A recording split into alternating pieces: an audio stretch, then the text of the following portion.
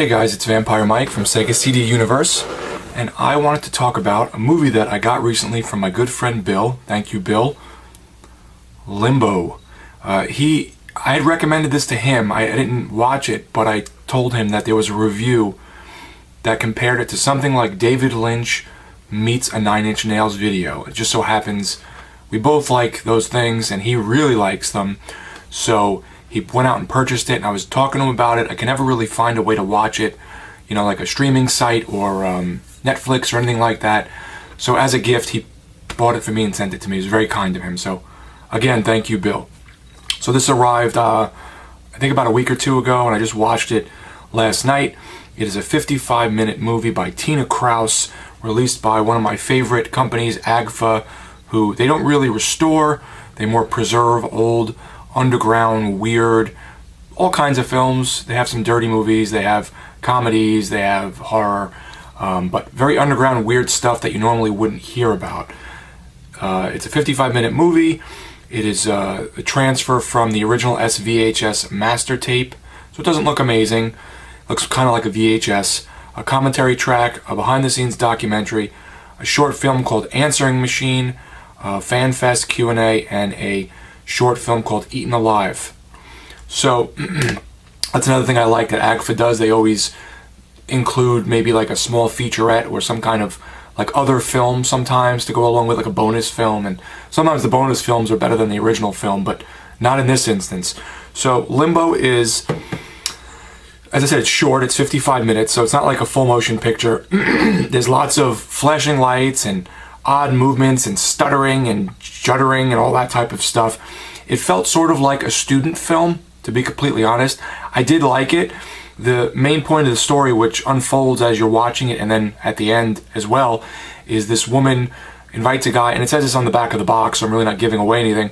This woman invites this guy back to her apartment to fool around, and she kills him, and she ends up in this limbo, this purgatory of where is she going now because of her actions in life.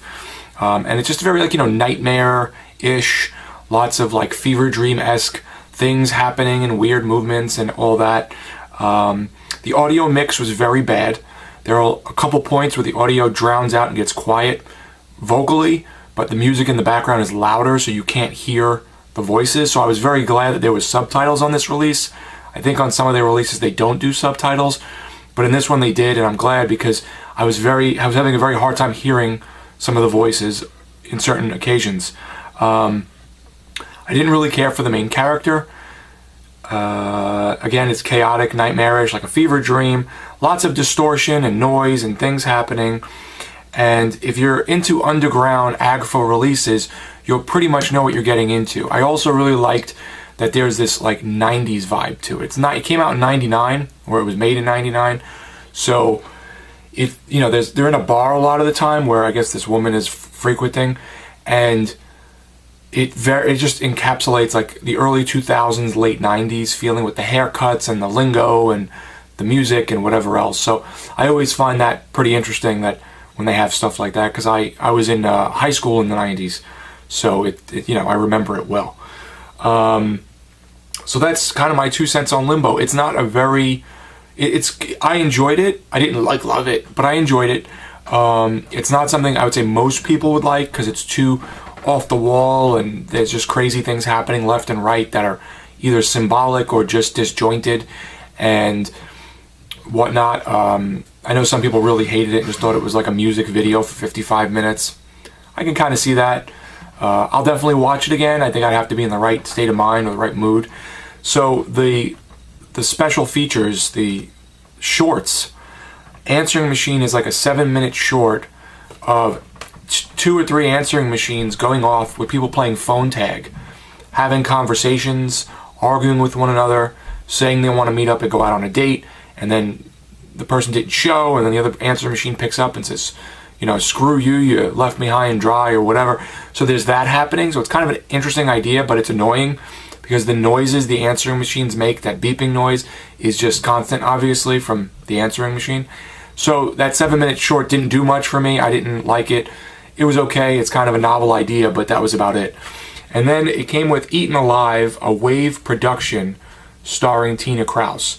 So if you don't know Tina Krause, who made Limbo and this Eaten Alive film and this Answering Machine short, I believe she does pornography. I don't know if it's softcore, hardcore, I have no idea.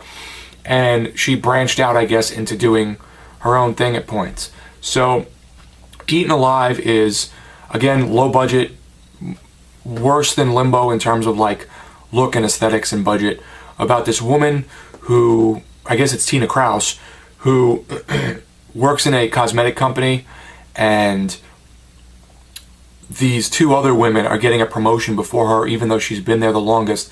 They're picking them because they're more attractive, and they feel that they would represent the company better, I guess, whether it be to men or other CEOs, or maybe just air a different confidence. So she takes this laser gun that shrinks people from her friend, and she shoots the women and eats them alive. And it's the worst special effects I've ever seen. She's shooting them, they're shrinking, you can see like the backgrounds aren't cut out correctly at all, and then she's just pretty much in almost a static image, opening her mouth as these people are screaming, usually naked, which is kind of odd, and she swallows them or chews them, but the mouth doesn't match the chewing, or the person is like, there's a gap between where the person's falling, and it's just really bad special effects. Nothing is cut out correctly. And the only positive to that short, Eaten Alive, is that for some reason all the women have to strip naked before she eats them, and you just see a bunch of topless people throughout the movie. But besides that, it's not good. So would I recommend this movie Limbo to most people? No. Would I recommend it to AGFA fans or people who do like chaotic fever dream type films? Yeah, I think you probably enjoy it. It's definitely got that low budget student film feeling to it. It's a bad movie, so you have to know what you're getting into. But thank you, Bill, for getting me Limbo. I finally got to check it out, and I will definitely rewatch it. It's Vampire Mike from Sega CD Universe. Be good.